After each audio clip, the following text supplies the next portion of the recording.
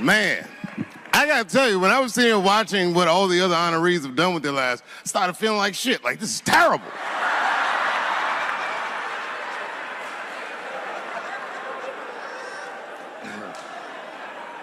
And then Bobo brought me up and started out good with that Ali picture, and then it just, whew.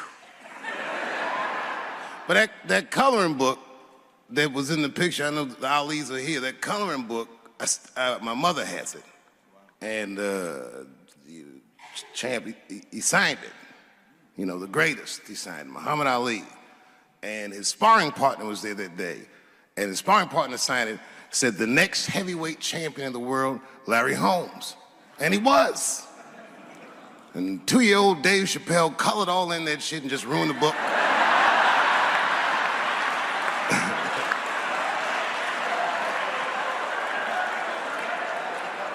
But I remember part of the book that I remember real vividly, because I asked my mother about it when I was a kid. There's a part where there's a picture of Ali throwing his Olympic gold medal into the Ohio River. That's why it's so weird for me being here. You know, both my parents were very brilliant. My dad went to Brown in 1955.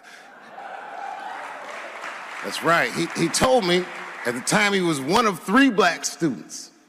He said one of the guys got accused of a rape that he probably didn't commit, and the other guy killed himself, and Dad said, and I left. And see, that's what makes us Chappelle's great. We know when to quit.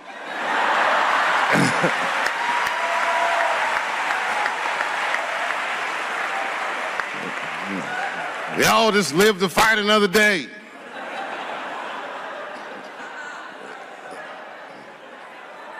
I gotta say, I'm very honored to be here, and I'm very honored to be here with the other honorees. Really, I'm like very humbled by you all, the work that you do, and you all make me want to be better.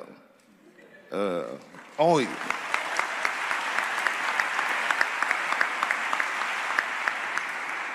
And you know, I was gonna stop doing stand-up for a while because 4 comedy specials in a year is like, that's a lot, you know.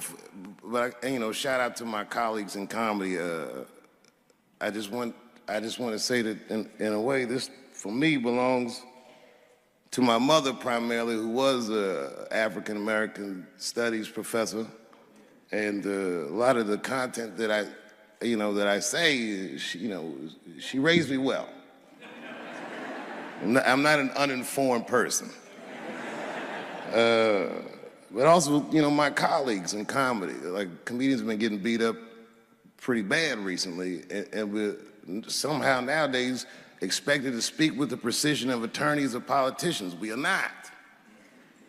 I always think of James Baldwin. You know, James Baldwin was one of my favorite writers because he managed to tell white people what they feel like to be around.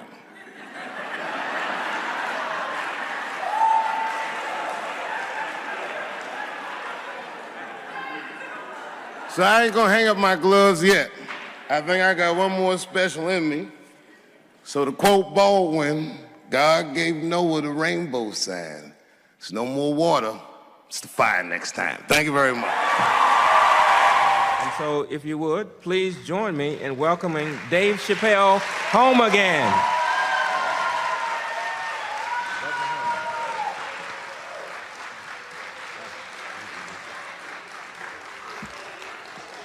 Oh, thank you. You know, I speak for a living, and I'm a little nervous today. I wanted to say thank you, Mr. President, and thank you, Bishop Green, and thank everyone at Allen University for hosting me today, because it feels special, right?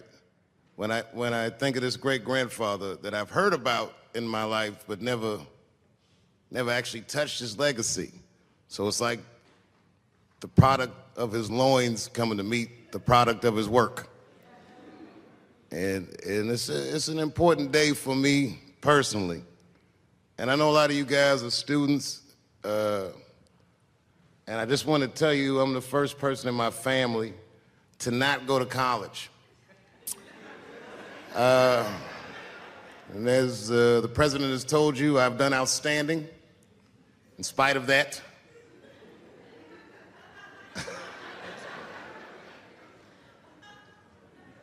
But one thing I did want to say, and one thing today just made me think about, for all the things that I've done, I'm most renowned for what I didn't do. I've made decisions in my career that a lot of people have called insane. 2004, had a $50 million deal on the table, and in a crisis of conscience, flipped the table over and walked away. Went to South Africa. Everyone said I was running away from the money. That is not true. In fact, I still want that money.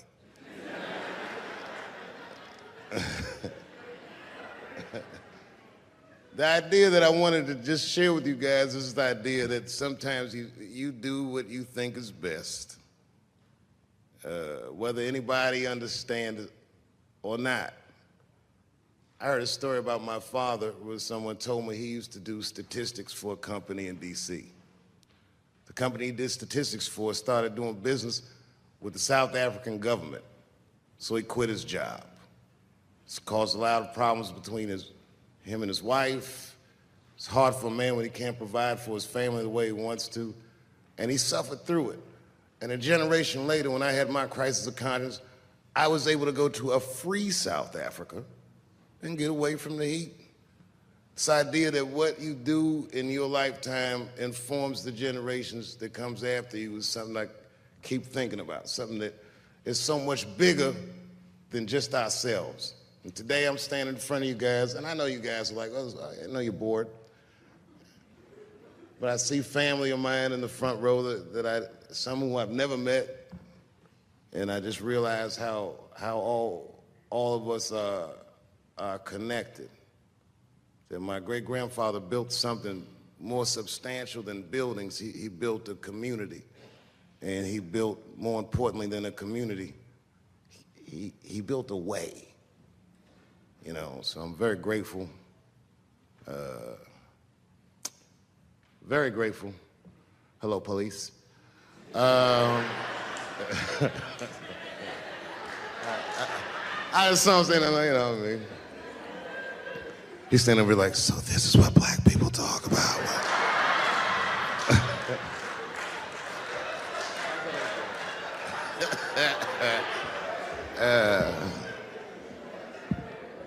I just want you guys to remember, you know, that right now there's this thing where ethics aren't what they used to be. This idea that people are trying to replace the ideas of good and bad with better or worse.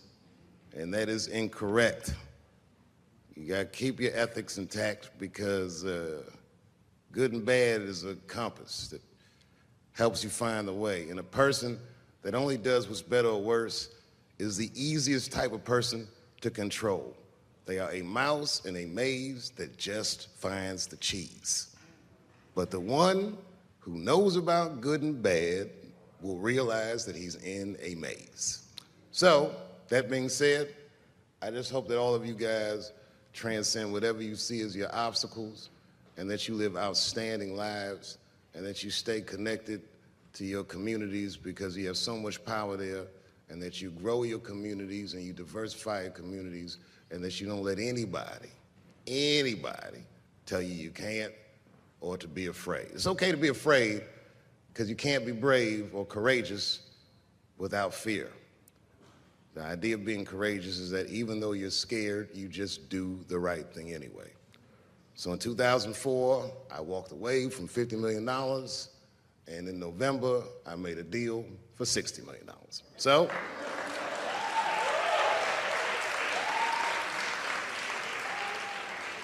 although I am not the most famous comedian of my time, I would like to know what their great-grandfathers did. I'm very proud today. Thank you very much.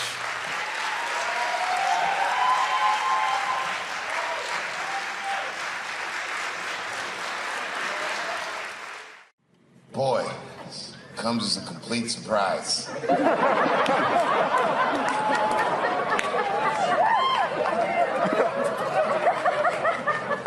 I mean, I read all the reviews, and they said so many terrible things. They were embarrassed for me. I had lost my way. It wasn't even worth watching.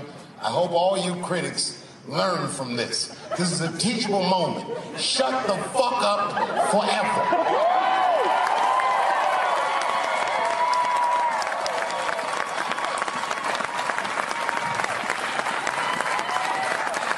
Two in a night. These aren't them. These are the ones I won for the other ones, motherfucker. I would like to thank my editor who was nominated. Unfortunately, he did not win, but I couldn't have been more honored to work with Jeff Urin.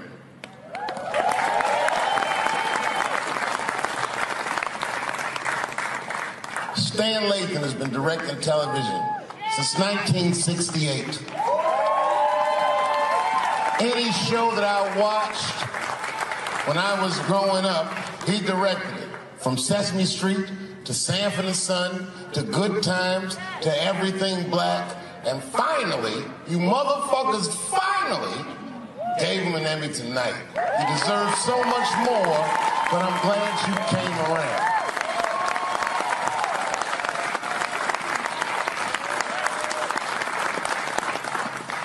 I'd like to shout out all the other nominees tonight.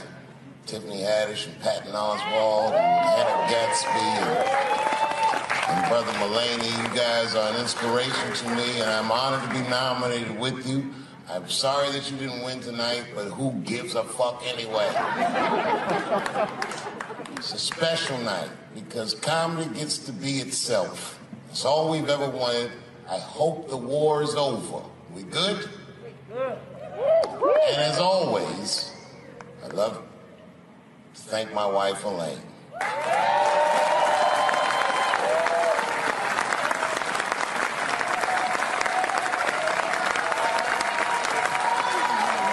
That's right. Elaine has been with me for the last 25 years and had to endure the pains of living with the greatest comedian ever. See you on Monday. Thank you very much. Good night.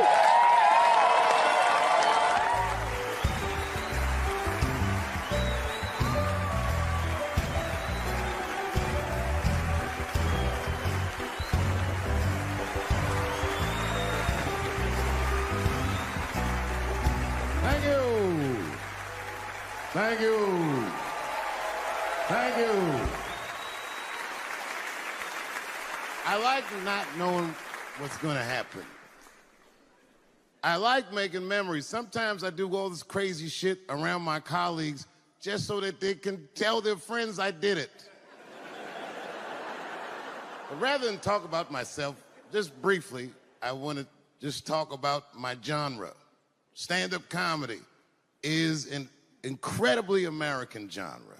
I don't think any other country could produce this many comedians. And unbeknownst to many people in this audience, I don't think there's opinion that it exists in this country that is not represented in a comedy club by somebody. Each and every one of you has a champion in the room. We watch you guys fight, but when we're together, we talk it out. I know comics that are very racist, and I watch them on stage, and everyone's laughing, and I'm like, that motherfucker means that shit. Don't get mad at them, don't hate them. We go upstairs and have a beer, and sometimes I even appreciate the artistry that they paint their racist opinions with. Man, it's not that serious. The First Amendment is first for a reason. The Second Amendment is just in case the first one doesn't work out. We gotta let some air out of the ball, man. The country's getting a little tight. It doesn't feel like it's ever felt in my lifetime. So tonight, I am honored that my colleagues are here in comedy and in music.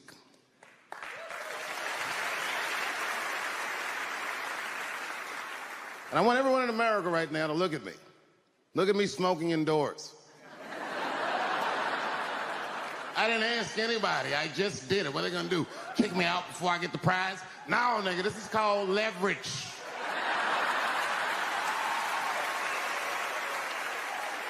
thing that I liked best about tonight was that I saw so many people from different parts of my life, like friends that I grew up with here in D.C., friends of mine from Ohio then and now, friends of mine from comedy clubs, all the fucking musicians that blew my mind. You guys have no idea how you inspired me. I want to give a special shout out to my OG, Tony Woods. Miles Davis has a quote. It's one of my favorite. Miles Davis said so much cool shit, but one of the things he said I always loved, he said, it took me years to learn how to play like myself. You know, he would watch other musicians and he would try to play like Dizzy or Bird or all the guys who were great. Tony Woods was my Dizzy and Bird. If I was a Miles, I was trying to play like you. You were the first person I ever saw do it absolutely right. You were fearless and you told the truth. There's something so true about this genre, when done correctly, that I will fight anybody that gets a true practitioner of this art form's way, because I know you're wrong. This is the truth, and you are obstructing it. I'm not talking about the content, I'm talking about the art form. Do you understand? Do we have an agreement? And what I really wanted to say tonight, and I'm glad I get the platform to do it, I'm gay. I am gay, and I can't wait to see what this does for my career, being gay like this. So many special shout-outs. One of the main architects of the comeback of the century, my brother and my mentor, the mighty Stan Lathan. I never dreamed that I would be able to work with someone as great as you. These last 5 specials, straight fire. I wouldn't want to do another special with anybody else but you. So eat your motherfucking vegetables and live as long as you can, because we doing a few more of these bitches. Neil Brennan, your speech made me cry, because it reminded me of all those hard days of work and all that money I never got for it. The other real special shout out I gotta make, because none of this would have been possible on any level without this person, is my mother. Mom. My mother. Mom. You have no idea what I put this woman through. If you had just given birth to me, that would have been more than enough. But the fact that she raised me and raised me well.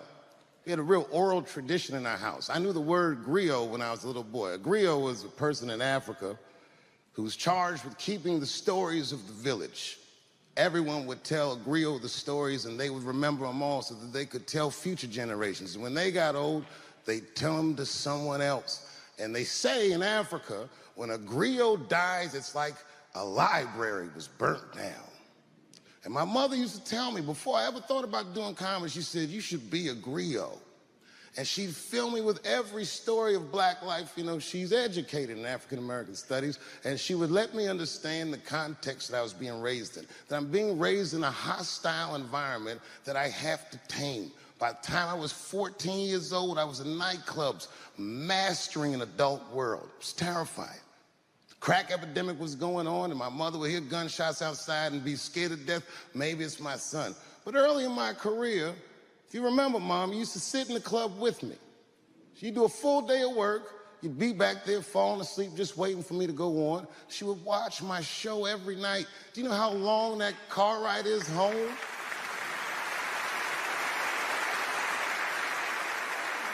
How many of you have ever heard your mother say, pussy jokes were a little too much tonight, son?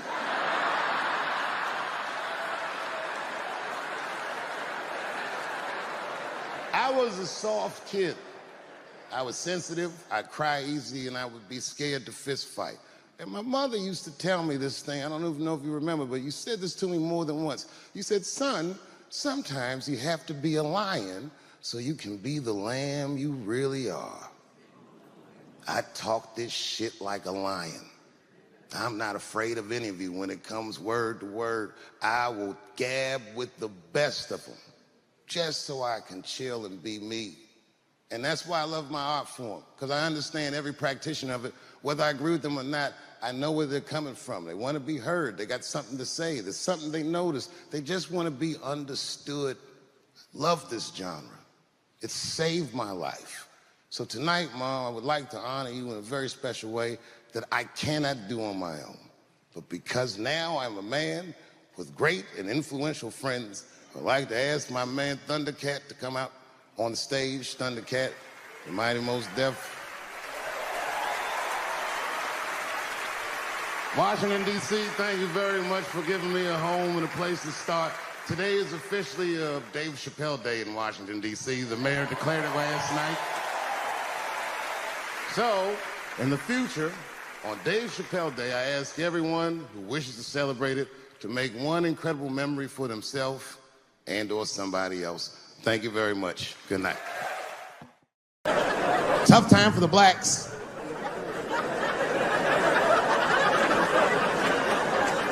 These are not good times for the blacks. I don't know if you know what I'm talking about, right? Police are killing us again. It's a very unfortunate set of circumstances because we were doing very well. You know, America has a racial hot seat. I think we can all agree that that's the truth. And we can also agree that that hot seat is traditionally occupied by African Americans in general, African American men in particular. Although I can see that in recent years, that seat has been occupied by Mexicans, and I dare say Arabs. And we, the black Americans, would like to thank you both for your sacrifice and your struggle. We needed a break. We needed a goddamn break. We all go through something, but at least I can leave my backpack someplace. If you Arab and forget your backpack, you got about 20 minutes before they send that robot to blow your shit up. Bye, Fuhad. Now ISIS is #1 on the terrorist charts. And ISIS is fucking scary. Because if ISIS catches you, they're going to cut your head off. That's what they do. I've seen them do it on YouTube. It was fucking awful. He looked right in the camera and say, "Obama, I am back." I saw that shit. I said, oh my God. Don't like.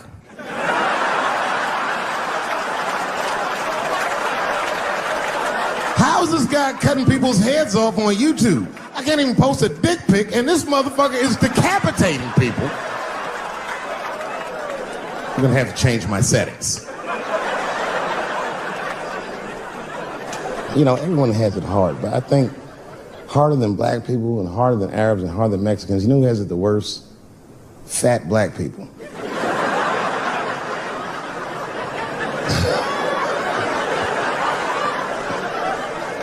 It's hard for white people to understand, but that's what I'm saying is very true.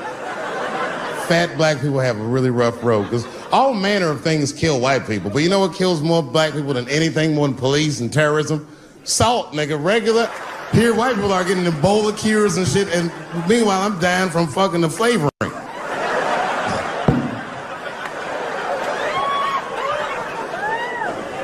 Look, honestly, I'll stop talking about it. Let me say this, though. Let me just say this. Can we all just say that we've seen it coming? Were you surprised? It's like when that guy threw that banana at me. Do you think I was surprised? Hell no. I've been in show business 30 years. I was expecting this banana. I knew one of these nights, it's like somebody gonna throw a banana at me one of these nights, niggas. Because that's how it starts, with the name calling. Like that Paula Deen. Remember Paula Deen got fired from the Food Network? If you know anything about show business, it is really hard to get fired from the fucking Food Network. And they dropped that bitch like a hot potato. All because she called somebody an N-word 30 years before she had a show. I don't know who she said it to, but whoever it was just looking at her like, I'm gonna get you for this bitch. That shit came back 30 years later like a Bill Cosby rape and sunk a battleship.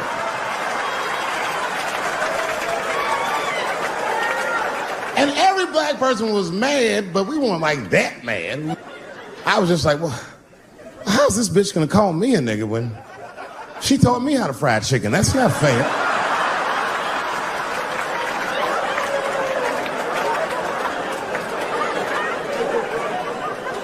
I think Donald Sterling shit was more serious. Remember Donald Sterling? He used to own the Clippers, and then he got caught on a secretly recorded tape saying some very unsavory things about African Americans. And there's a lesson in that for all of us. The lesson is, if you are old and white and racist in this great country, whatever you do, don't tell your black girlfriend about that shit, because that's who made the tape. She recorded all that shit, and the tape was terrible. He was like, stop bringing these black guys to my games. First, we're all confused, like, well, how the fuck are you gonna have a game without us? But it turned out that the black guy he was speaking of was none other than Magic Johnson, the billionaire. Unbelievable. Never even mentioned the fact that he had AIDS, which is... This guy must be really racist if AIDS is the footnote. Well, you gotta be careful, baby. He got the old Ebola.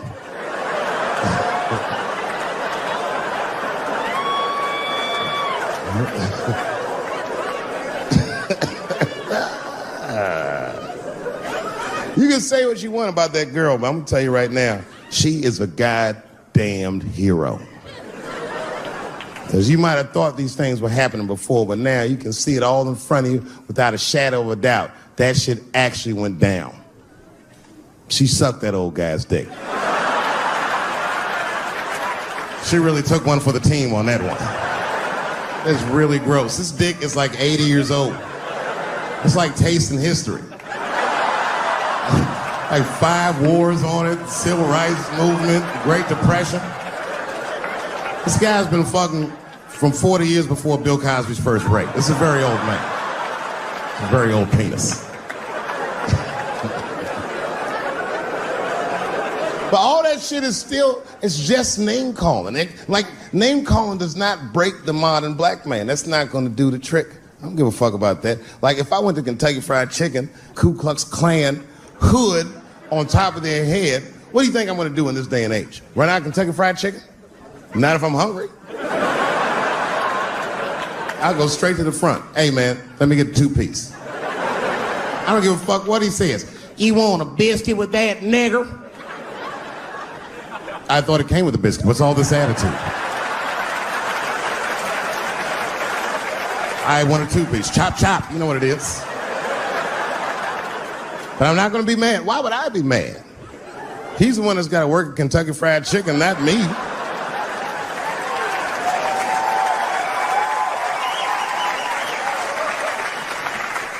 Well, how about this? What if I lived in Austin and I had a white girlfriend? It's possible in Austin. As a matter of fact, some people say it's necessary, but that's not the point. And me and my white girlfriend at home one night, and we're just doing what lovers do. Maybe she's butt naked and she's down on one knee, giving me a hand job. I love a good hand job. And she's really jerking me off. You know, getting her obliques nice and tight. I got a huge dick, so she's like, And I'm like, wow, this really feels wonderful. I think I'm gonna come. Nigger. I know, that's a tough one. But what do you think I'm gonna do? Hey!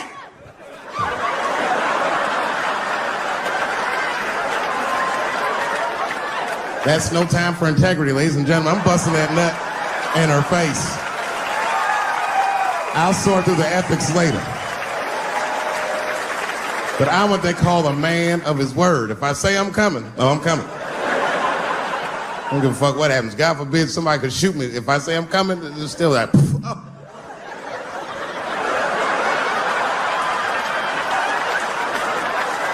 Doesn't mean I like getting shot.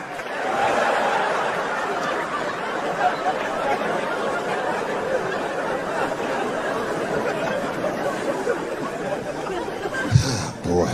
Yeah, tough time for the blacks. I'm not gonna say nothing about the police. I'll leave that for Chris Rock.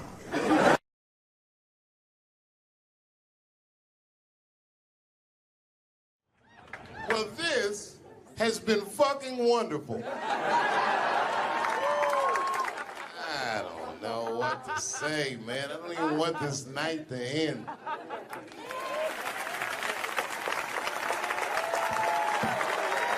I promise you, whoever cares the most, I care at least as much as them.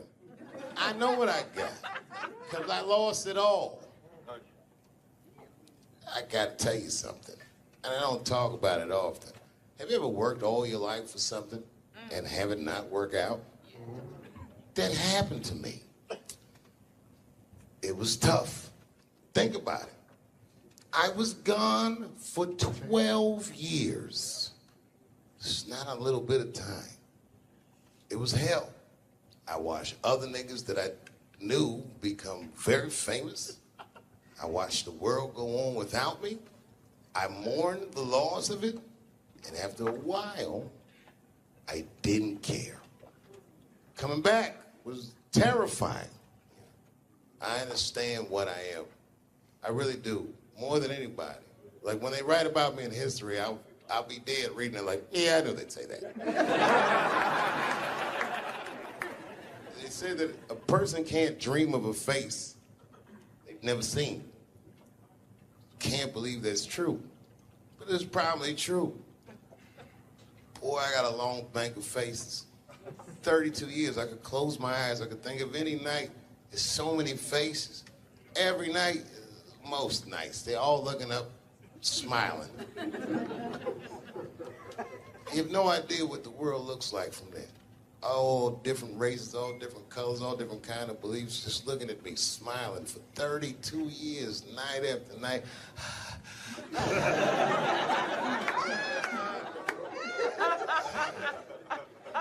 No comedian take that for granted. I swear to God, this might be the noblest of professions. Robin Williams had a bar that I loved. He said, comedy is the only job you can have where you can use everything you know. And that's true.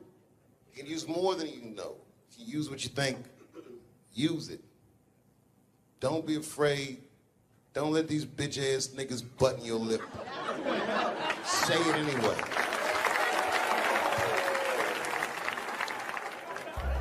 I first became aware of Dave Chappelle right around before the first Nutty Professor, because I was supposed to play that role that he played. And then I kind of saw him, and I was like, hey, that guy, right, that kid would be funny playing that role. I try to be peaceful, but now it's time for Reggie to karate-size your ass. Woo! Dave is so much smarter than everyone. Like, Dave is one of the most, maybe the most intellectual comedian ever.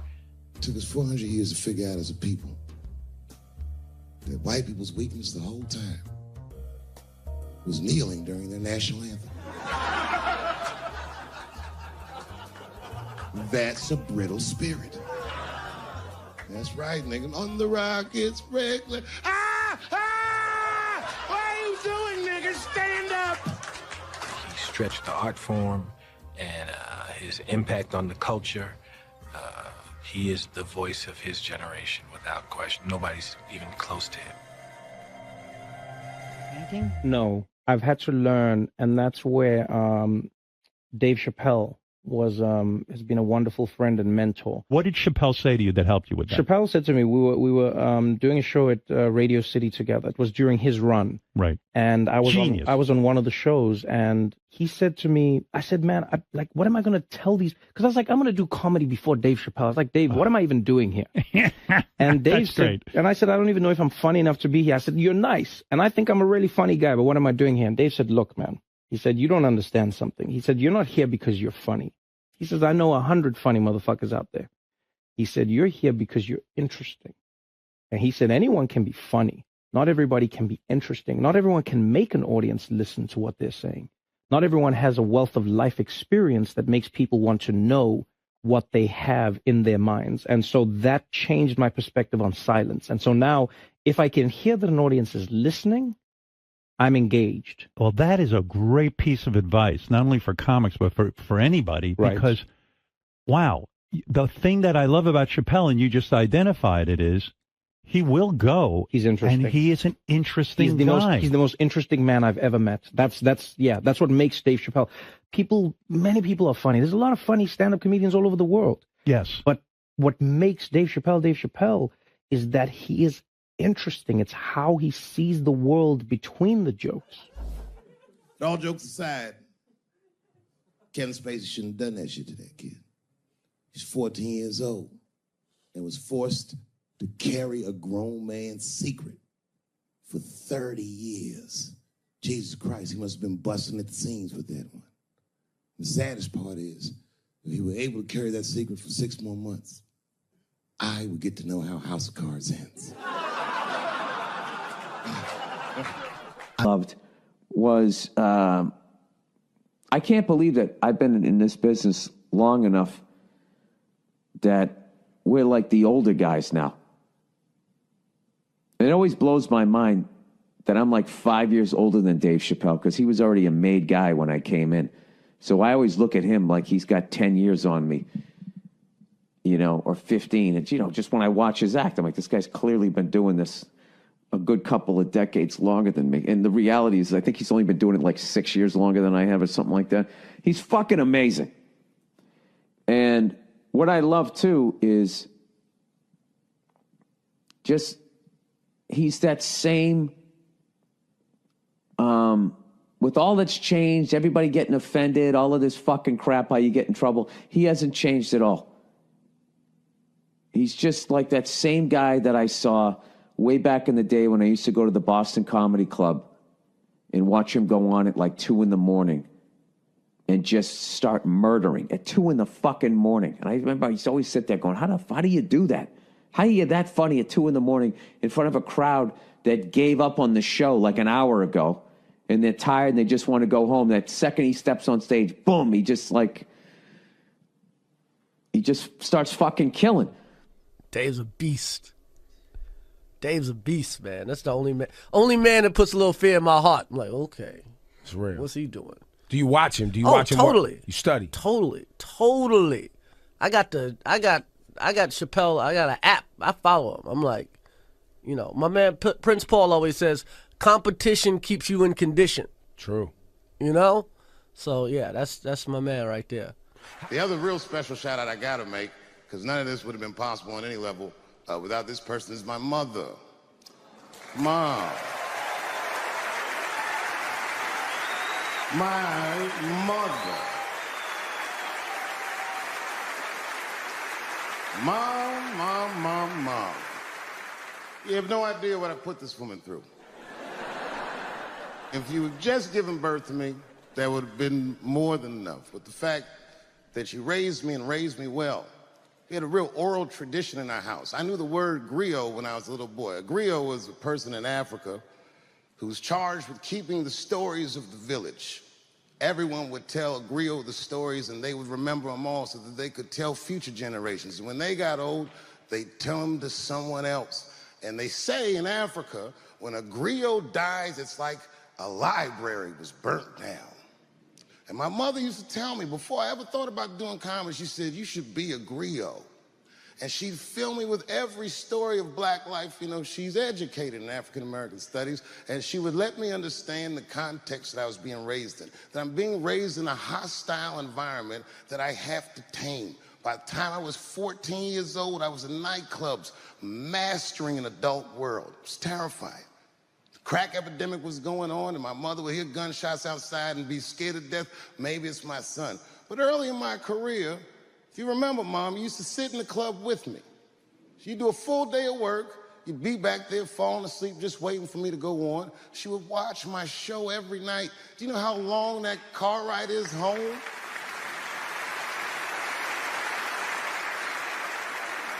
How many of you have ever heard your mother say, pussy jokes were a little too much tonight, son?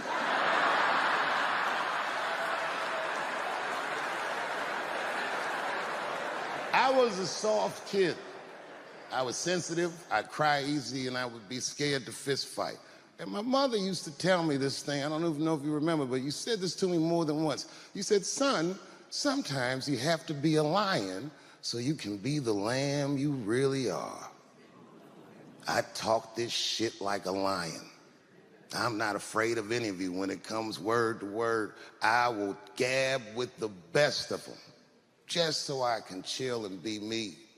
And that's why I love my art form, because I understand every practitioner of it. Whether I agree with them or not, I know where they're coming from. They want to be heard. They got something to say. There's something they notice. They just want to be understood.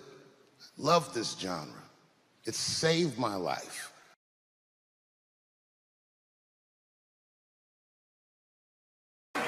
And they all looked at me. They could tell who I was voting for just as easily as I could tell who they were voting for. But do you guys know what we all had in common? Not one of us, not a single one of us, looked like we felt good about what we had to do in that booth. We were just doing our goddamn duty. Yes, I voted for Hillary Clinton. Of course I did.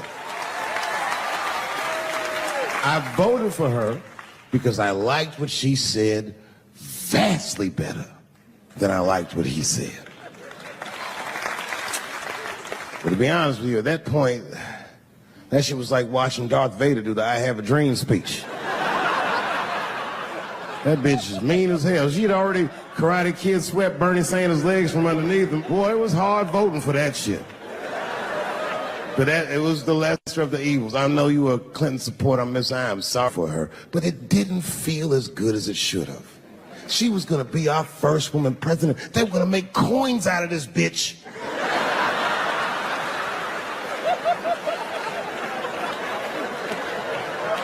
And somehow she just missed the dunk. Of course she should have beat him. Of course she should have beat him. You know what voting for her felt like? It was bittersweet. It felt like I was lucky enough to eat Halle Berry's pussy. And whilst I was doing so, she fucking farted in my face, man.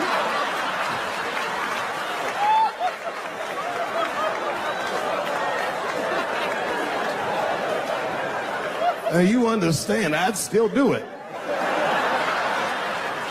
But boy, I wish she didn't fart in this great nation's face. I voted that day, and then that same day I flew to New York City. I had work.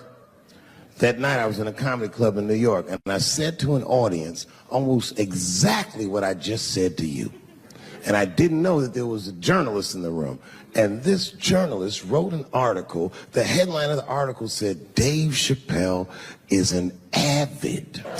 Yeah, I had no idea the paper said that. And you know how I found out? My wife called me from Ohio the next morning in a goddamn panic. David, what the fuck is going on in New York? I said, I'm being good, but what have you heard?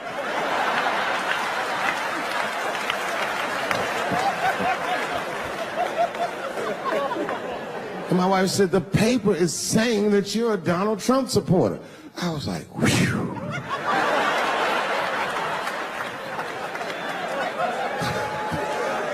I said, don't worry about that shit, baby. Nobody in their right mind would believe that. And she said, no, David, people believe it. And then she started reading the comments to me. Oh, they were terrible. All these black people call me all kinds of Uncle Toms and shit. I should tell you, buddy, this is a very serious allegation from one black to another. I was incensed. Uncle Tom? How am I Uncle Tom, nigga? You the one that reads the Observer? Anyway, all this shit goes down around, and now Trump is the president, and I'm hosting Saturday Night Live.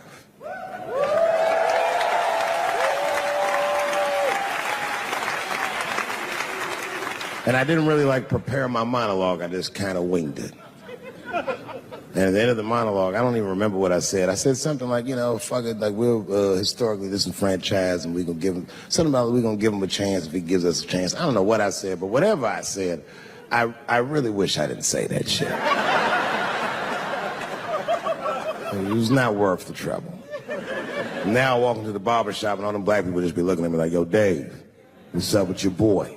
Yo, nigga, yo! Not my boy.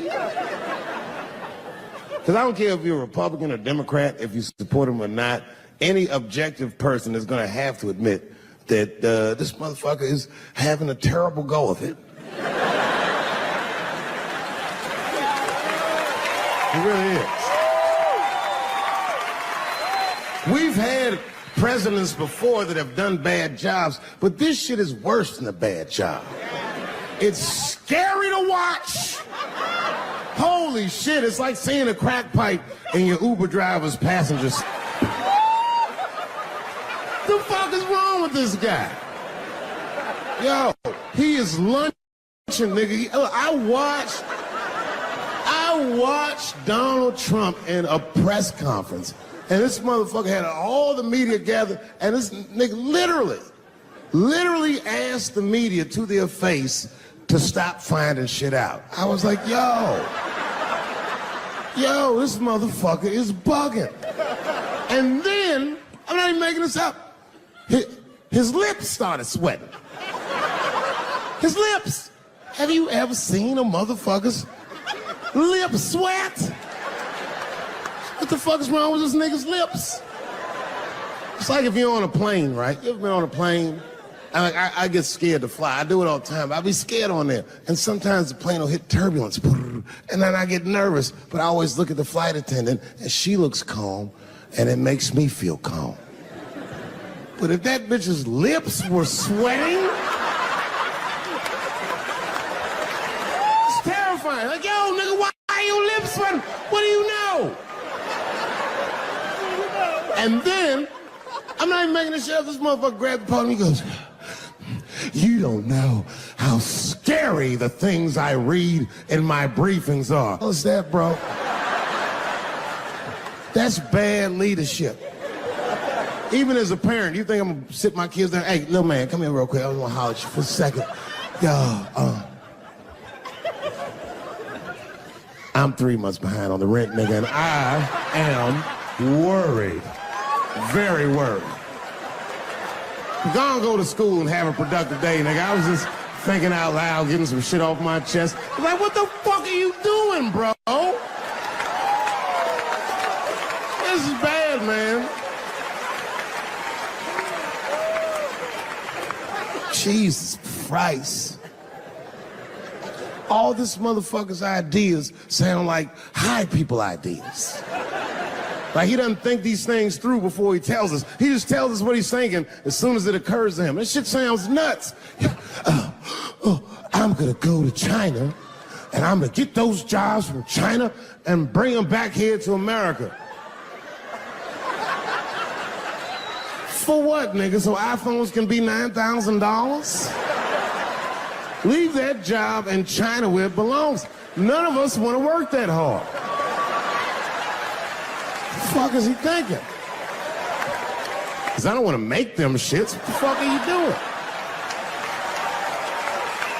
Stop trying to give us Chinese jobs. I am going to bring back coal. Coal? I'm not even exaggerating. I have never in my life even seen a fucking lump of coal. I honestly don't even know what coal is for. If you're gonna have motherfuckers digging around in the dirt looking for shit, find me some truffles, nigga. That's what I'm about. And these truffle prices are getting out of control. If it gets any worse, I'm gonna be back down to regular butter like everybody else. Terrible, terrible job. This motherfucker hit North Korea with rap battle threats. Fire and fury, like, yo! Yo, what are you doing?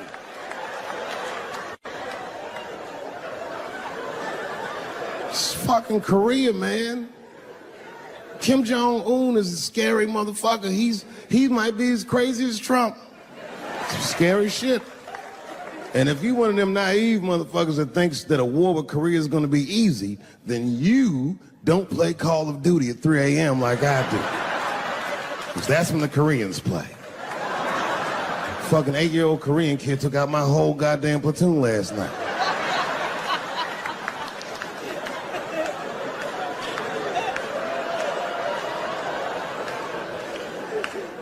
I've never seen somebody in the office so high with the most just basic fucking solutions. Like, you know, we should not let any more Muslims in the country till we can figure out what's going on. Did he just say, figure out what's going on? Who doesn't know how to do basic math? Let's count it out, okay? There's been 17 mass shootings in the United States. 4 of them were done by Muslims. None of those 4 Muslims were from any of the 7 countries in your stupid ass original band.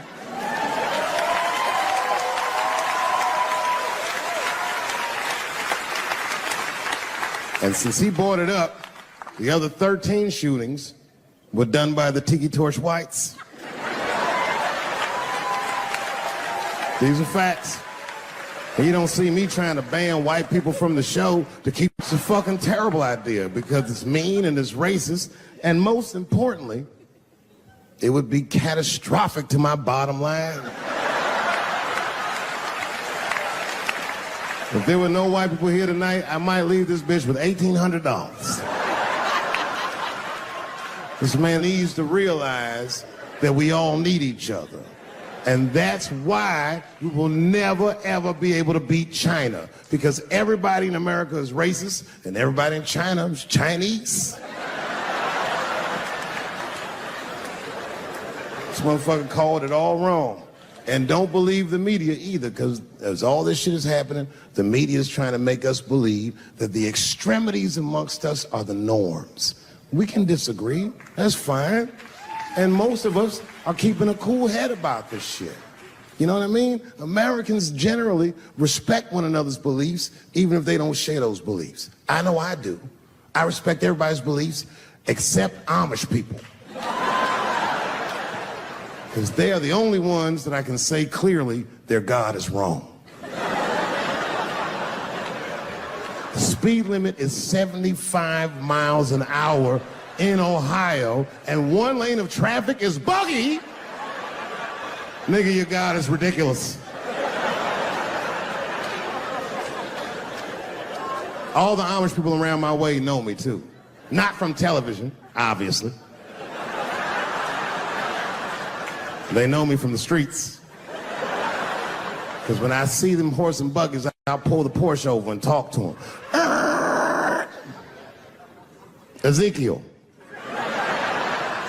Ezekiel, are you sure that God doesn't want you to have any of this technology or this energy? Huh? Huh? I can't hear you, nigga. Let me turn this air conditioner off. What did you say?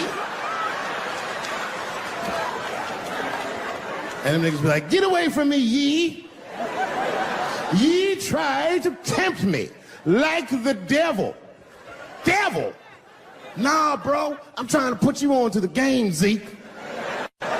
It's a big world out here, nigga. I just went 25 miles in 30 minutes.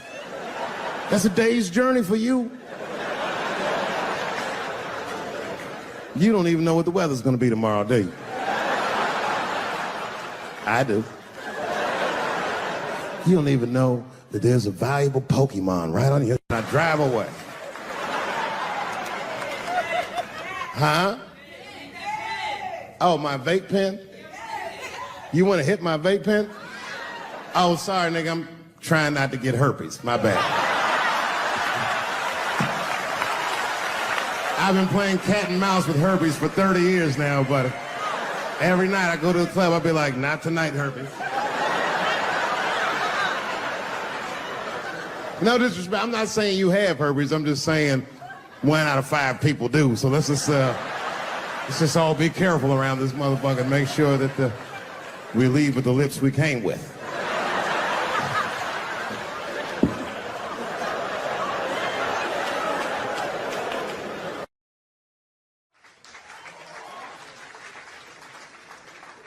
All right, here's the story.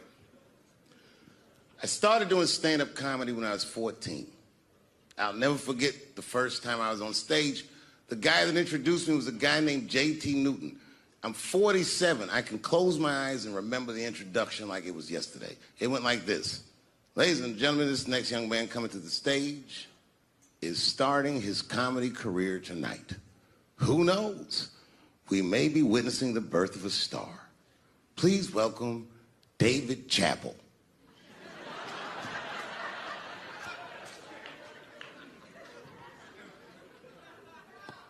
From the first time that I ever held a microphone, I was sure this was it. I knew I was home. I knew I had found my thing. And my God, man, I was a child. I got good.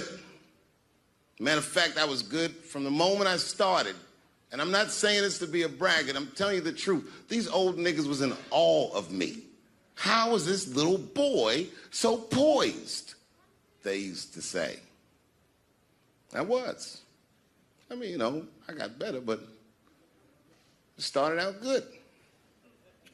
About a year into it, when I was 15 years old, I had written a joke during the AIDS epidemic about having a Goodyear condom. Something, I don't even remember the joke. Something about an industrial strength condom by Goodyear. I just remember all the comedians really liked that joke. And there was an older comedian.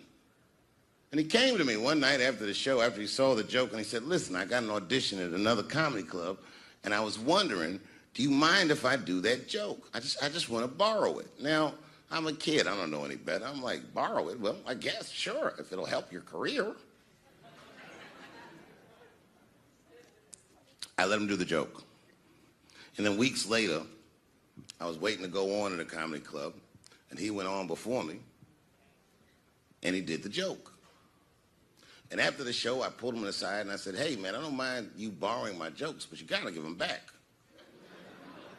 He said, oh, I forgot to ask you. He goes, let me buy that joke from you for $50. And I said, man, I'd do it, but I'm just starting out. I need all the material I can get. The idea being that the more material I can accumulate, the faster I'll be able to make money for my work. I said, I can't do it. I want my joke back. I'll never forget this. Remember, I was a 15-year-old child. This guy was a grown-ass man. He stood up over me so I could see how big he was. And he said to me, really? I can just take it. And he did. I got scared because I was a child. But I never forgot that. I never forgot that. I was 15 years old. I'm 47 now. I think about this guy all the time. When I look at my own kids and I see how young and innocent they are, I can't believe someone did that to me. And I don't think about it every day because that was the worst thing that happened to me. I think about it every day because that was the first time that someone ever did that to me. But in my career, it has happened many, many times since where someone would intimidate me or scare me and take something that I believe was mine. I'll tell you another story. Now I'm 18 years old. I'm living in New York City, and I just finished my first road tour, which was a very difficult tour. I'll spare you the details. Now I'm back in New York, but my rent is paid, thank God. And I have $60 to my name, and a woman that I had met in Pittsburgh, a bad Dominican bitch,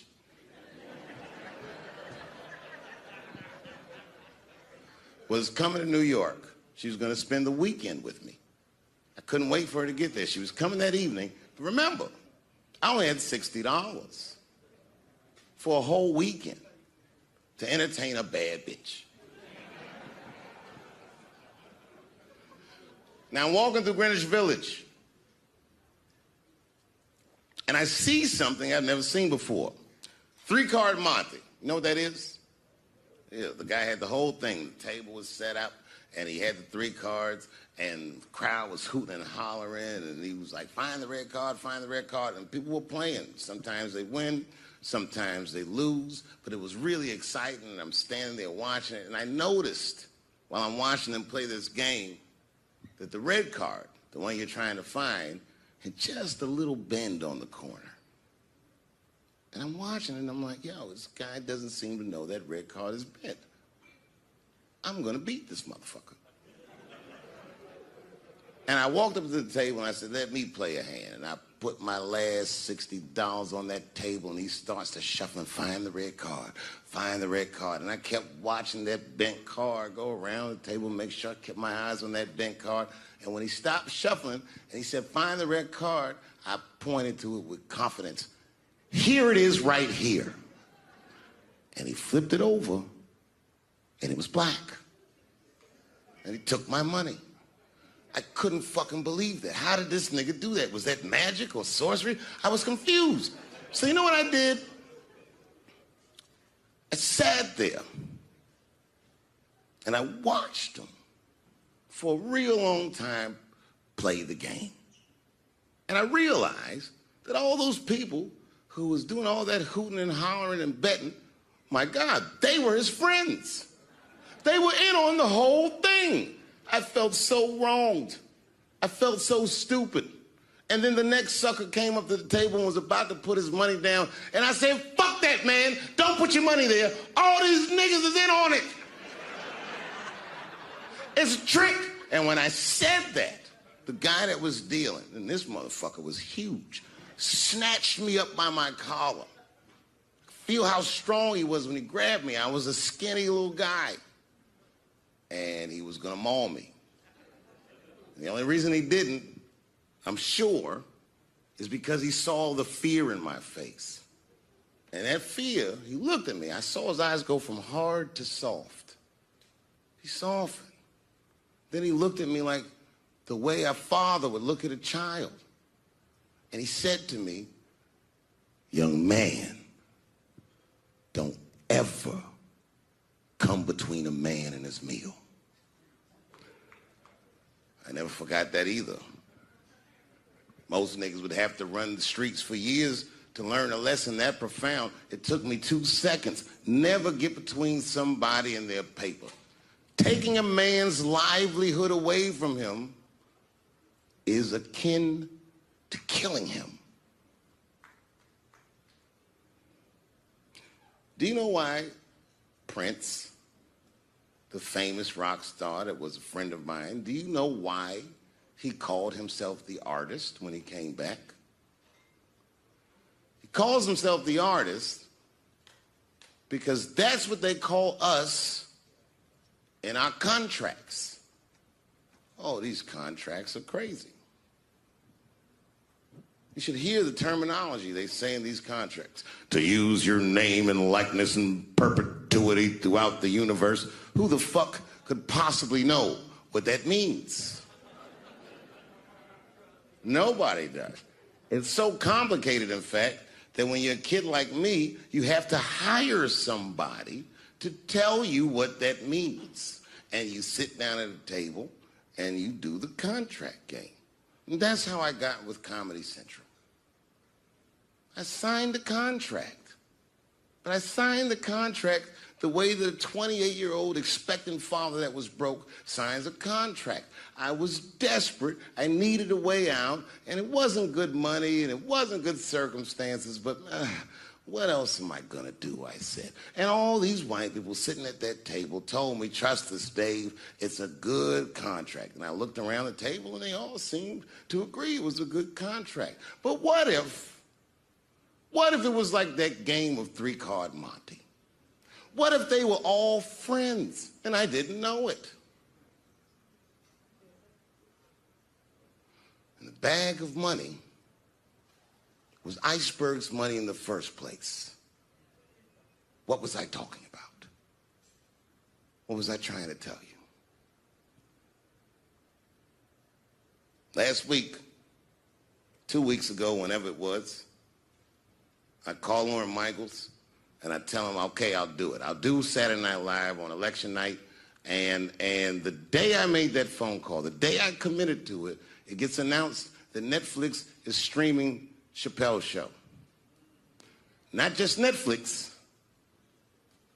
HBO Max is streaming it too. Let me tell you another story about HBO. No, hear me out. Did you know, before Chappelle's show was at Comedy Central, I pitched that show to HBO. I told them what I wanted to do. Now, these are executives. All they have to do is say, yeah, we'll take it, or no, thank you, we won't. But they didn't say either of those things. They went too far. They said, literally, what do we need you for? That's what they told me, as they kicked me out of the office. What do we need you for? And here we are, all these years later, and they're streaming the very show that I was pitching to them. So I'm asking them, what do you need me for?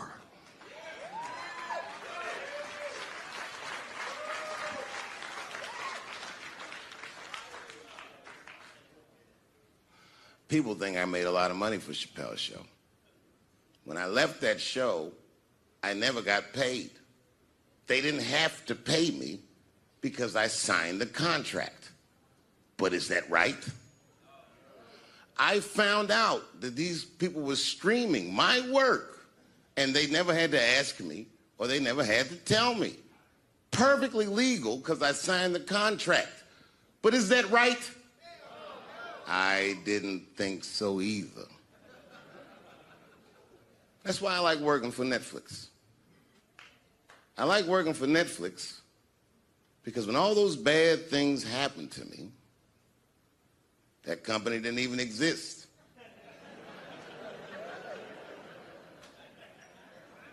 And when I found out they were streaming Chappelle's show, I was furious. How could they not know? So you know what I did? I called them and I told them that this makes me feel bad. And do you want to know what they did? They agreed that they would take it off their platform just so I could feel better. That's why I fuck with Netflix, because they paid me my money, they do what they say they're gonna do, and they went above and beyond what you could expect from a businessman. They did something just because they thought that I might think that they were wrong. And I do. I think if you are fucking streaming that show, you're fencing stolen goods. They stole that from me. They just took it. And I'm not up here trying to tell you guys that I believe that Comedy Central gave me a raw deal just because I'm black. I believe that they gave me a raw deal because this fucking industry is a monster. It's the same monster that these Me Too bitches was trying to tell you about. But they hate the monster for how it fucks. And I hate that monster for how it eats. But my God, man, it's the same monster. When I quit the show, all my friends would say, well, fuck them, Dave. Why don't you just do Chappelle's show at another network? Yeah. And why doesn't a slave run from one plantation to another plantation? Because the master over there might be nicer. My God, man, I was trapped. You know what? Tell you the truth.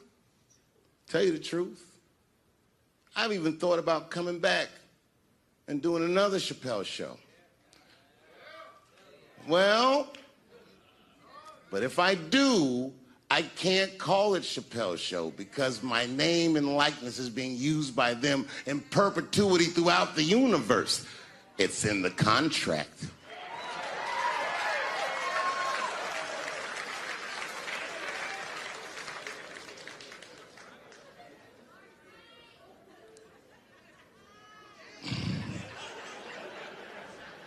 You're not supposed to do this in my business.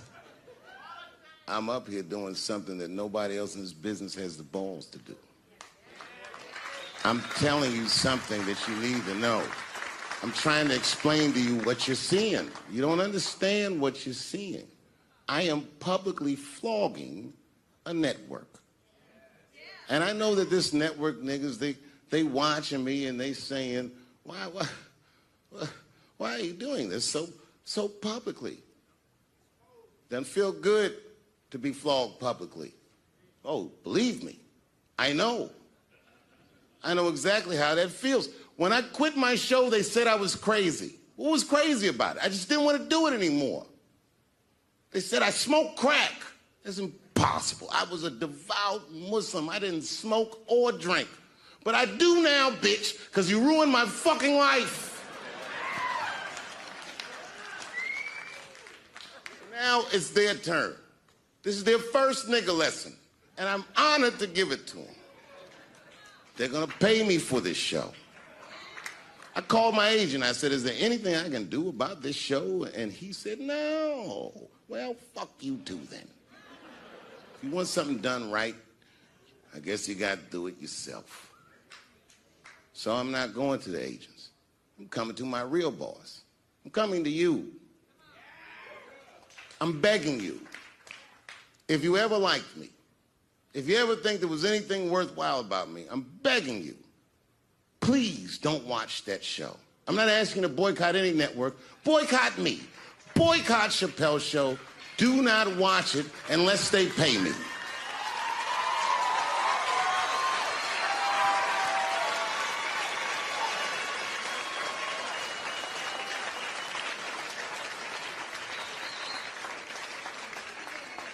If you're a shareholder at Viacom, then I'm talking to you.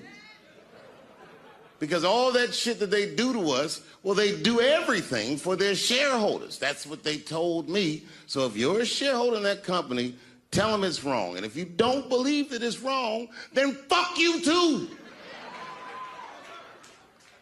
should know what's in the hot dogs you eat.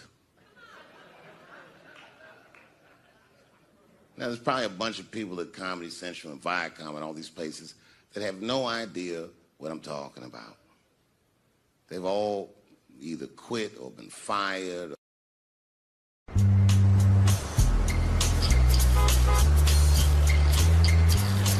Well, yeah, I started when I was 14. That's when I figured it all out. Wow. You're 10 whole years ahead of me. Yeah, but I have a short attention span. I'm thinking about quitting. I want to do something else. You know what my first job in the workforce was? I had to put on a cookie costume and hand out flyers on Capitol Hill for a restaurant called the Cookie Bag. The Cookie Bag? In the middle of August. And what kind of cookie were you dressed as? Huh? Was it a chocolate chip? Just a poor, hot, angry-ass chocolate chip cookie.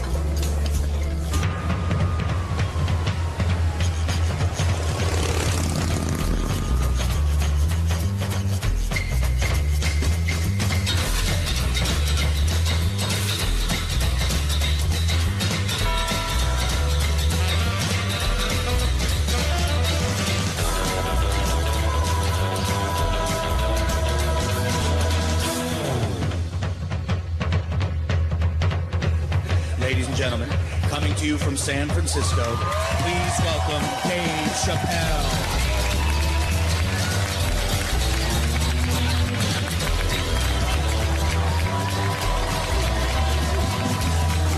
Thank you. Thank you all. Thank you.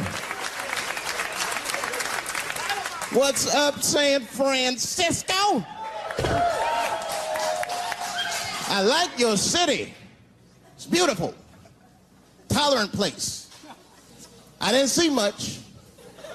I haven't seen my friend call me. He was like, Dave, having fun in Frisco? Hell yeah.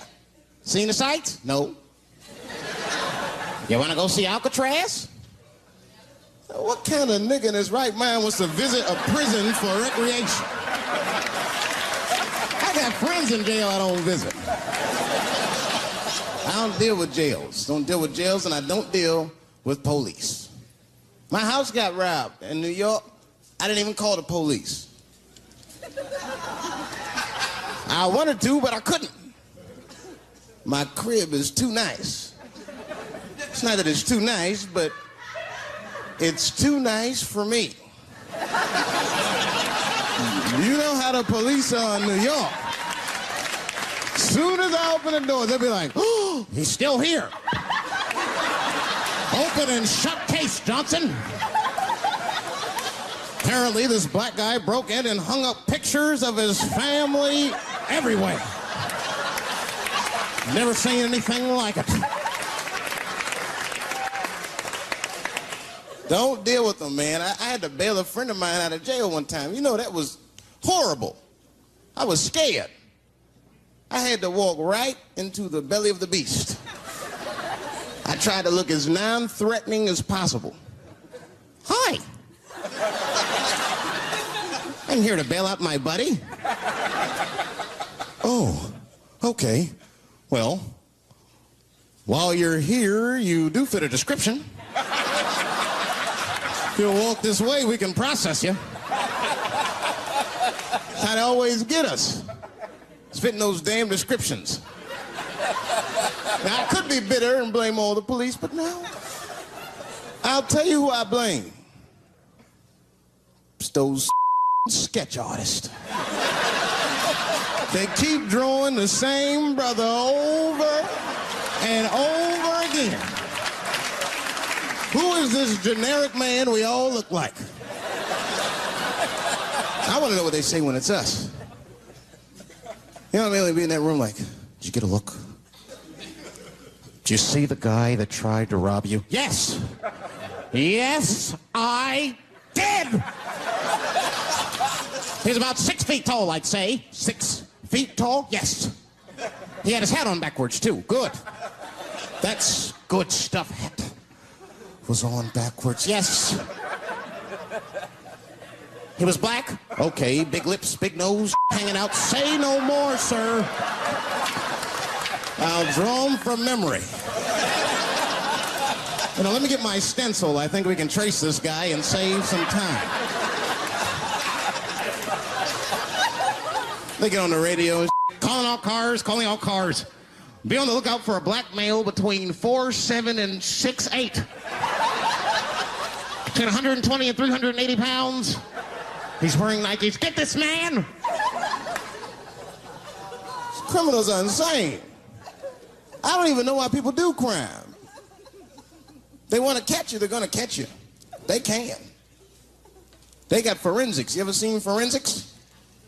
Those guys find clues nobody else thinks about looking for. I mean it. You leave a pubic hair anywhere near a crime scene, they're going to find that. What the hell is this? Back up!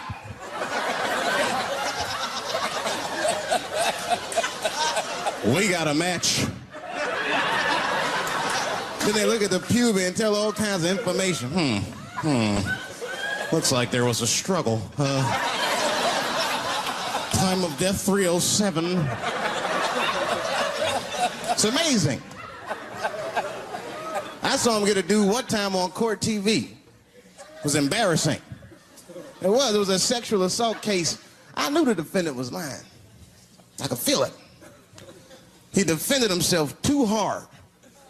He did. His answers had nothing to do with the questions. They're completely irrelevant. They asked him easy questions. Were you anywhere near the crime scene on the night of the incident? Mother, I told you I work at Burger King. He was like,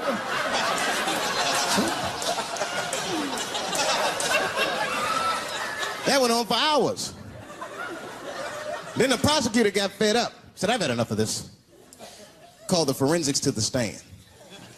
Forensics was like, Your Honor, we are prepared to testify that we found the defendant's semen under the stove. I said, God damn. That's worse than fingerprints. You know, they find your semen, you've been there at least a minute. But that's what I want to know. Under the stove? You find semen like that? Or do you look for it? Like, do they walk onto a crime scene like, this place is a mess? Check it for semen. Or do they just like walk in and slip? Oh my God. What the hell was that?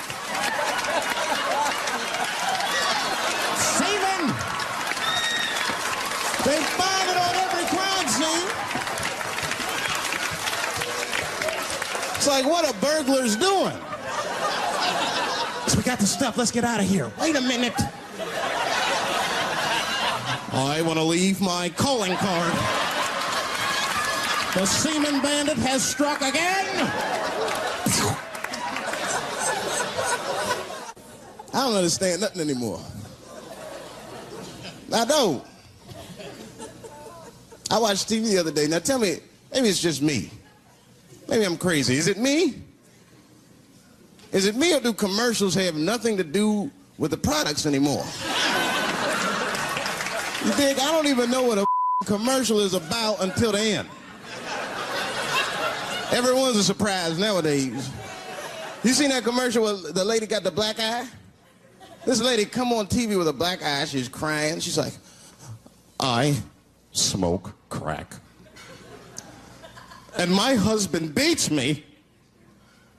And then a voice came on and said, got milk? I said, what the?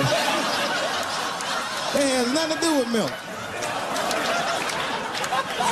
I'm not saying I'm a commercial expert, but I'll make a better milk commercial than that. Just make it nice and simple. I just do a close-up of a titty and put milk right underneath. If that doesn't sell milk, nothing will, boy. I'll tell you that right now.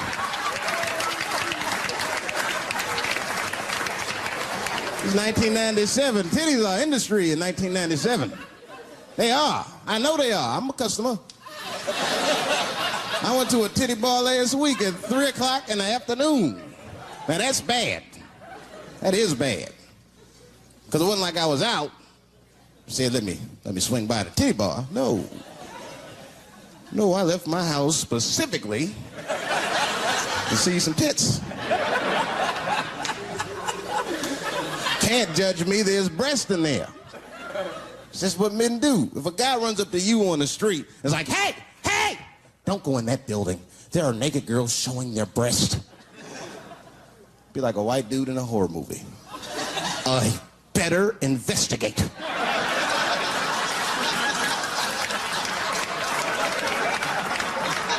I'm gonna want to see for myself. Titty bar's a weird place. I'm not saying it's a good place to hang out. I go there every once and then. But it's a weird place. They got weird morality. One time I walked in titty bars, all these guys coming in, right? Out of all these dudes, the bouncer picked me out the crowd, started yelling at me. Hey, hey, hey, buddy. Sir, sir, you want to take your hat off? Huh? It's disrespectful to the ladies. Yeah, I can shove a 20 up her, but I better not have a hat on when I do it. Oh, sorry about that, buddy. Here you go, Bubbles. Forgive me for the hat thing.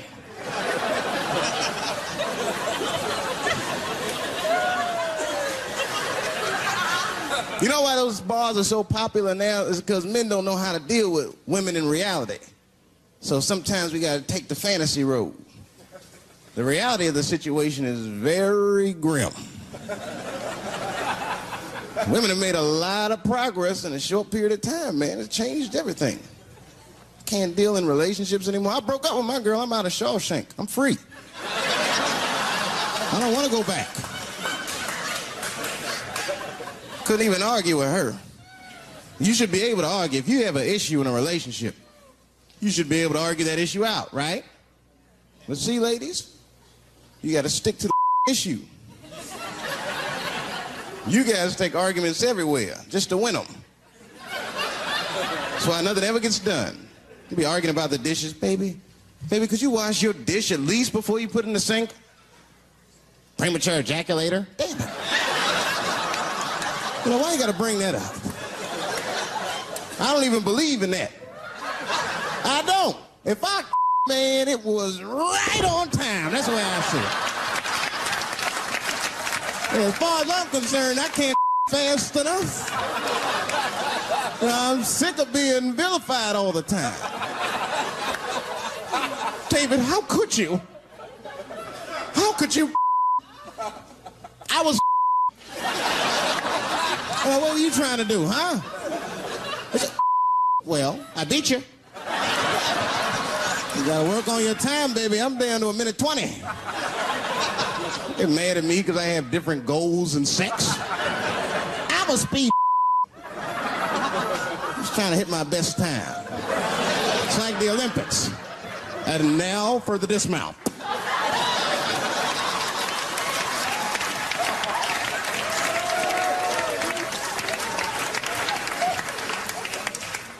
It wasn't all bad. It's never all bad. You won't stay if it's all bad. Well, that's not true, but I wouldn't. Yeah, we had fun. We used to watch porn together. That's how cool she was. It seems nasty, but it was fun. You learn about each other. She learned about me. One time we was watching porn. I'll never forget this time. The first scene in this movie was hardcore. 2 guys, 1 girl going at it. I fast-forwarded right through that.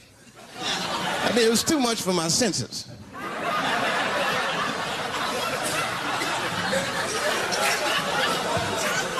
The scene after that was these 2 girls and this guy. And you know, I stopped for a minute. I had to see what this was all about. And she noticed. She said, what is that? Now, why does that disgust you? 2 men and 1 woman. The men aren't touching each other, but the women are. The 2 women, those men touch each other. The 2 men don't touch each other. Why is that nasty to men? And I'll tell you why. Hey, ladies, you can call me crazy, but I think every straight man has a rule. That would be the 1 penis per fantasy rule. My is the star of my fantasy. Nobody else's is guest starring in my. This is a Dave Chappelle joint. You gotta look at the whole picture, man. And you get 2 girls and a guy in a room together. That's something else. That's holding and hugging, friendship and helping, teamwork at its very, very best, my friends. You get 2 guys and a girl in a room. It's the wrong kind of teamwork. It's downright brutal, if you ask me. I'll pull her hair. I'll smack her ass. That poor woman looked like a chicken on a rotisserie. And help me! What do I got myself into?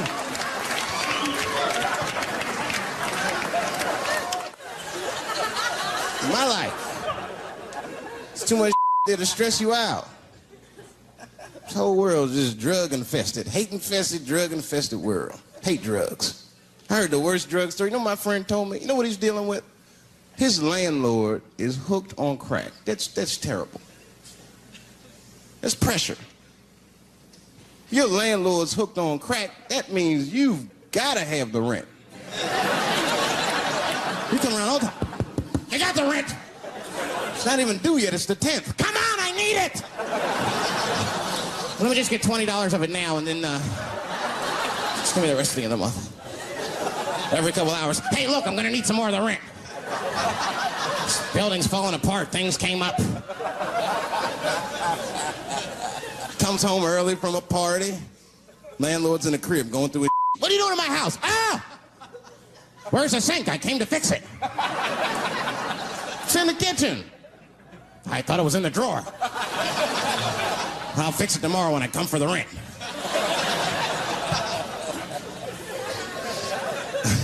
You know what I hate about drugs? I hate when people my age and older get hooked on crack. I hate that. You're too old to be experimenting with the drugs at a certain point. You should be past that. You ain't doing it by a certain point. You just miss it. Drugs are really for old people anyway. You 75, you've earned the right. If I was 75, I'd do coke, heroin, everything. I wouldn't give a. I'd be walking down the street, they'd be like, boy, that old man is tripping.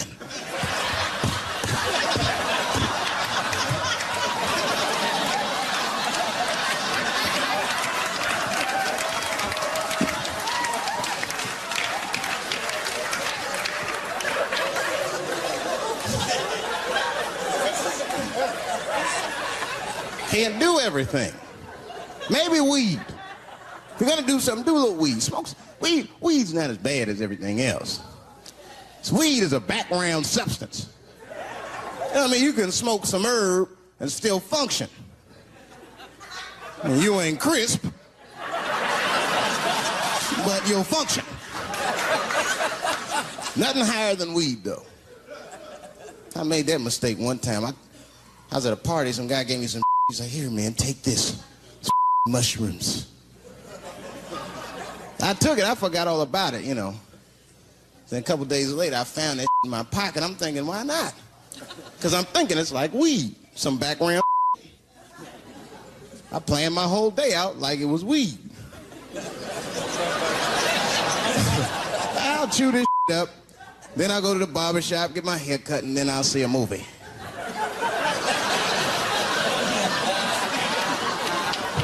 I chewed it up. So far, so good. Then I was in a barber shop like an hour later. And it's funny because I was just thinking to myself, I was like, ooh, this stuff sucks. Tastes like athlete's foot. I feel sick, but I'm not really high. Then I looked in the mirror. I saw the barber's reflection, man. It looked like a big penis was cutting my hair. I freaked out. I started talking to myself, Dave, calm down. You're on drugs. This is what drugs do. Okay, you know that there is no way that a penis can cut hair. But I started freaking out, man. I just couldn't take it anymore. I jumped out the chair, half my hair was cut, I didn't care. I didn't, I just gave a barber a handful of money. It was weird, the balls opened up. Anyway, I ran home, man. I ran home as fast as I could. It's tripping. I looked at the clock, it was 2:42. I was like, damn, 2:42. I gotta sober up. I had never been this high this early. I took a shower. I was still high. Said maybe music will do the trick. I listened to every CD I had. I was still high. Exercise, that's what I'll do. I ran around the block 4 times, still high. Took a nap, woke up. I looked at the clock, it was 2:43. I said, God damn. Who wrote this song? You know, this is our grandmother used to sing that when she cleaning up. That's a Negro spiritual. Black work song. Not everybody know about that. I know. See, white people, you guys might whistle when you work. You dig? But that's how you can tell what kind of work we're actually doing.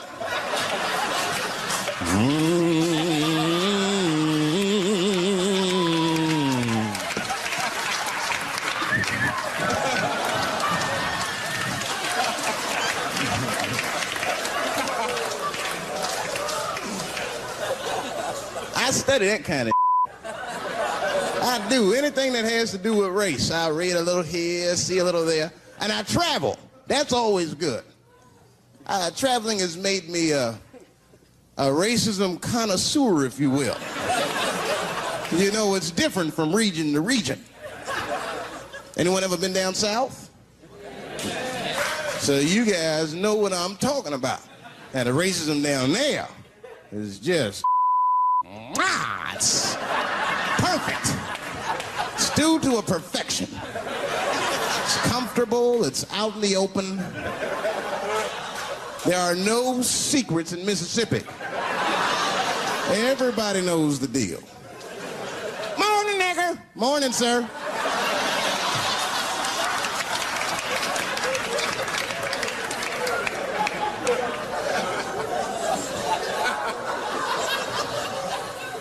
Not up here. You hit the big cities, man, it's different. It's always a secret. And we should do like them. We should keep our out in the open, then a little. I mean, with limits. You don't want to say whatever comes to your mind. That might be a little much. White dude be walking down the street minding his business, and the brother walk up to him, hello, you white oppressor, you slave master rapist of Africa. Why, hello, my thick-lipped spear-chucking friend. Touche, honky. So, Whitey, what did you do today, huh? Oppress a new land and make the people there Christians against their will?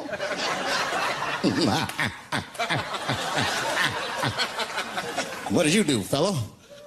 Burn those big black lips on a crack pipe as you miss your job interview? Easy, Whitey, you're cutting deep. All this chit-chat has got me thirsty.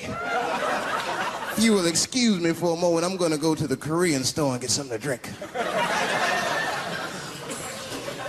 Ching-a-ling. Hello. You slanted-eyed, ruining the economy in our neighborhood by opening stores and taking the money out the community. Chink. Well, good afternoon, you browse around but never buy anything, suspicious-looking nigga. After a while, that might be too much.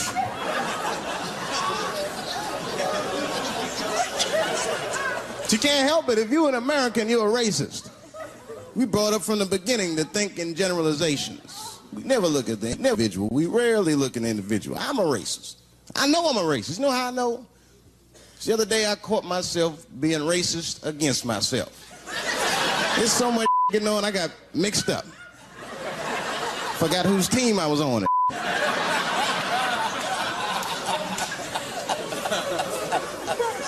One time I was reading the paper, man, this story came on about this guy was suing a department store because they wouldn't let him play Santa Claus, you know, because he's black.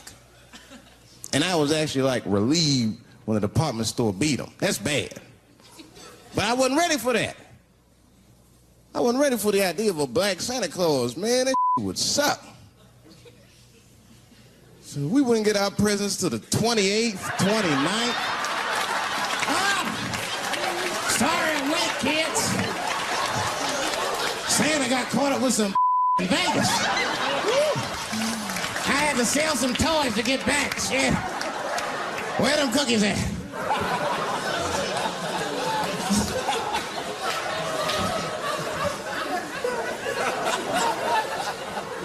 Y'all a great crowd, man. You are. I'm glad y'all came out, man. I'm nervous. I am. Not about the special. I hope this don't make me famous. You dig? I don't want to be famous. I want people to like me for who I am. Like famous dude, don't never know why people like them. That's why, like, if I ever make it, I'm gonna have to like test people. Like if I meet girls, I wear disguises when they first meet me, so they don't know who I am. And then like on the first date, I'll call myself, I'll pick you up right from work. And then I'll pick her up in a garbage truck. Just to see how she reacts. And she's like, wait a minute. Oh, do I look like garbage to you? I don't see no goddamn trash need to be picked up here. Get that goddamn truck off my block. Who do you think you are? That's when I take my mask off. Oh, David Chappelle. That's right, bitch. Thank you. Thank you very much.